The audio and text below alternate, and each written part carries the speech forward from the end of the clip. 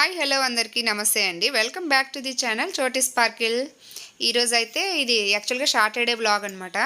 Saturday రోజు చోటీ వాళ్ళ నాన్నగారు వాళ్ళ స్కూల్లో ఫేర్వెల్ పార్టీ అవుతుంది. సో తన్ని తీసుకెళ్దామని వాళ్ళ నాన్నగారు అయితే రెడీ చేసి తనతో పాటు తీసుకువెళ్ళారు. మా వారి వాళ్ళ స్కూల్లో చోటీ పెర్ఫామ్ చేసిన సాంగ్ ఇది ఈ వ్లాగ్లోనే ఉంటుంది, మీరు చూడండి. కాకపోతే ఫుల్ సాంగ్ అయితే నేను అప్లోడ్ చేయట్లేదండి, చెప్పాను కదా, అగైన్ కాపీరైట్ ప్రాబ్లం అనమాట. ఈ సంవత్సరం 10th ఎగ్జామ్స్ రాస్తున్న పిల్లలందరికీ ఆల్ ది బెస్ట్ అమ్మ, చాలా చక్కగా రాయండి.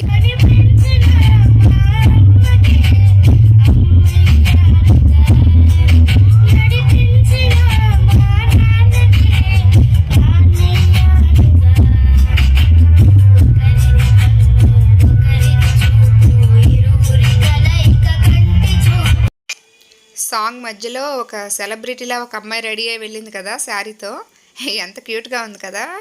అది చాలా నవ్వుకున్నాను. బట్ అదే క్లిప్ పెడదాము, మీరందరూ కూడా చూసినట్టుగా ఉంటుంది కదని అదే క్లిప్ పెట్టాను అనమాట.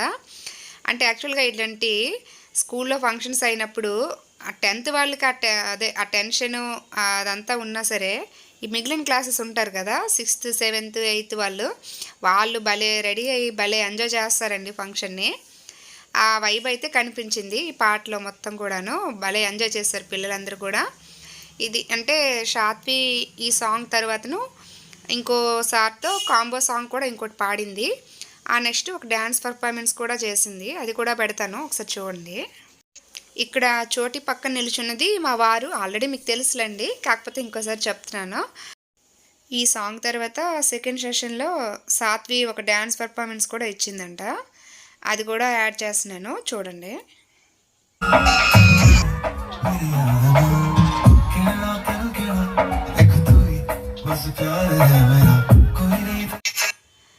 స్కూల్లో మస్తు ఎంజాయ్ చేసింది కదా. ఇంకా ఇంటికి వచ్చాక మా చోటి పొజిషన్ చూడండి, వచ్చిందో లేదో ఇంకా ఫుల్ నిద్ర వస్తుంది అనేసి పడుకుని పోతుంది అనమాట.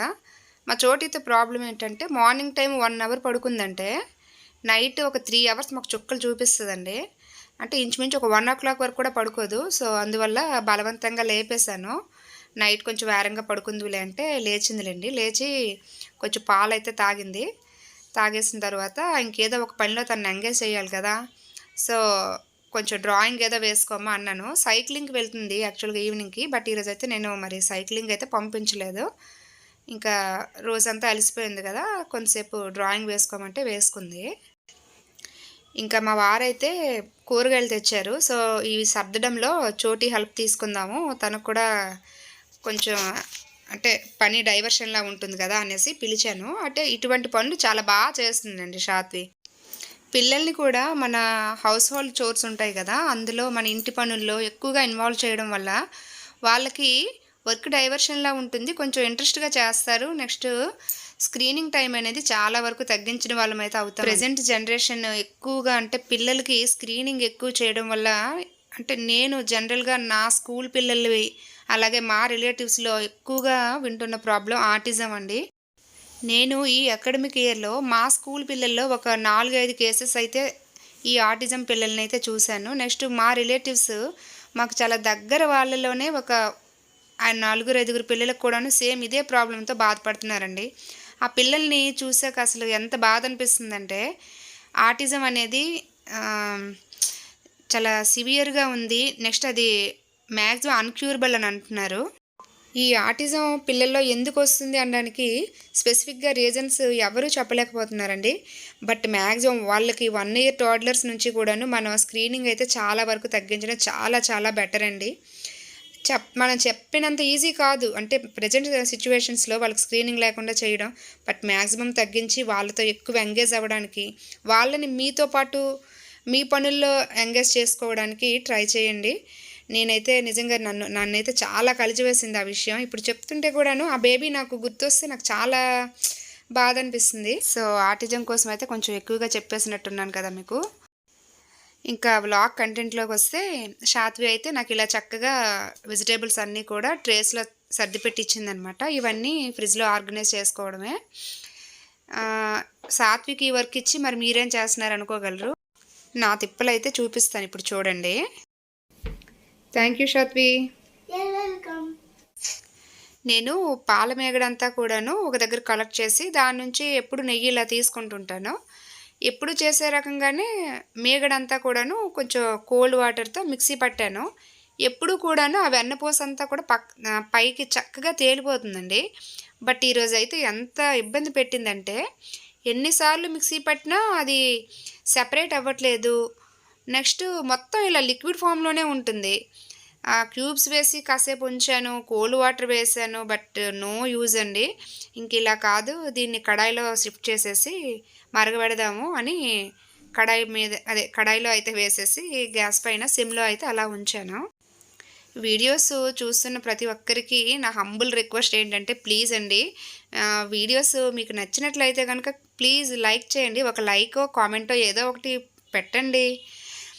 అంటే సబ్స్క్రైబర్స్ మనకి 2000 అరౌండ్ ఉన్నారు. బట్ వ్యూస్ కూడాను మనం అనుకున్నంతగా రీచ్ అవ్వట్లేదు. సో, నా కంటెంట్ ప్రాబ్లమా? లేకపోతే వాయిస్ ప్రాబ్లమా?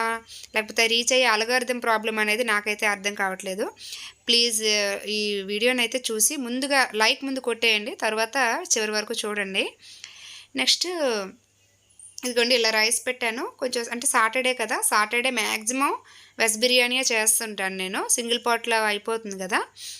సో, ఇలా మా కోసమైతే కొంచెం వెజ్ బిర్యానీ పెట్టాను. నెక్స్ట్ చోటీ అయితే మార్నింగ్ అంతా కొంచెం టైర్డ్ అయ్యి వచ్చింది కదా! తనకి రైస్ పెడితే బావుంటుంది కదా అని కొంచెం రైస్ అయితే పెట్టేసుకున్నాను ఇలాగను. నేనైతే వంటల్లో పెద్ద ఎక్స్‌పర్ట్ ఏమి కాదండి. ఏదో నాకొచ్చినట్టుగా చేసేస్తుంటాను. నెక్స్ట్ అదే వెజ్ బిర్యానీలోకి కొంచెం ఇలా రైతా కలిపేసుకున్నాననమాట. కీరా, క్యారెట్, ఆనియన్, పచ్చిమిర్చి వేసి ఇలా ప్రిపేర్ చేసుకున్నాను. ఈ డిన్నర్ అయితే కంప్లీట్ చేసేసి సాత్వినైతే కొంచెం వేరంగా పడుకోబెట్టేయాలి.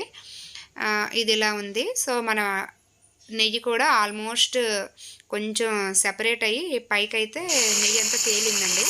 మ్యాక్సిమం ఇది రాదేమో అనుకున్నాను. బట్ సక్సెస్ అయినట్టుగా ఉంది.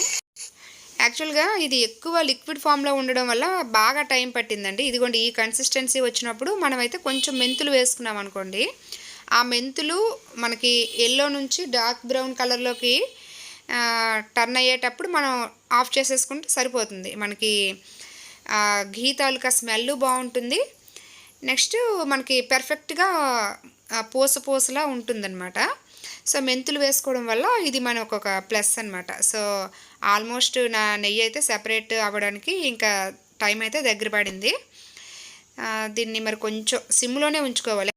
హైలో పెడితే ఏంటంటే వేరంగా మాడిపోతుంది. నెక్స్ట్ ఫ్లేవర్ మనకి ఆ తేడా అనేది తెలిసిపోతుంది. సో, ఇదిగోండి ఆల్మోస్ట్ చూసారు కదా! ఘీ అయితే సెపరేట్ అవుతుంది. ఇప్పుడు దీన్ని మనం స్ట్రెయిన్ చేసుకొని చక్కగా ఒక గాజు సీసాలో గానీ, లేకపోతే స్టీల్ ఒక కంటైనర్‌లో గానీ స్టోర్ చేసుకోవడమే. ఇప్పుడు నేను ఫార్మ్ చేసుకున్న ఈ నెయ్యి అనేది నాకైతే ఒక 1 వీక్‌కి సాత్వికకైతే సరిపోతుంది ఫుడ్‌లోకి. That's it for today guys. ఈరోజు వ్లాగ్ అయితే ఇంతేనండి. ఆగండి. చోటీ మీకేదో చెప్తుందంట. ఒక్క నిమిషం. హాయ్ హలో అందరికీ, ఐ యామ్ చోటీ. మా మమ్మీకి మీరు ఆల్రెడీ చెప్పారు కదా. మీకు ఈ వీడియో నచ్చినట్టయితే ఖచ్చితంగా లైక్ చేసి, షేర్ చేసి, కామెంట్ చేసి అండ్ సబ్స్క్రైబ్ చేసుకోండి friends. Thank you for watching and bye bye.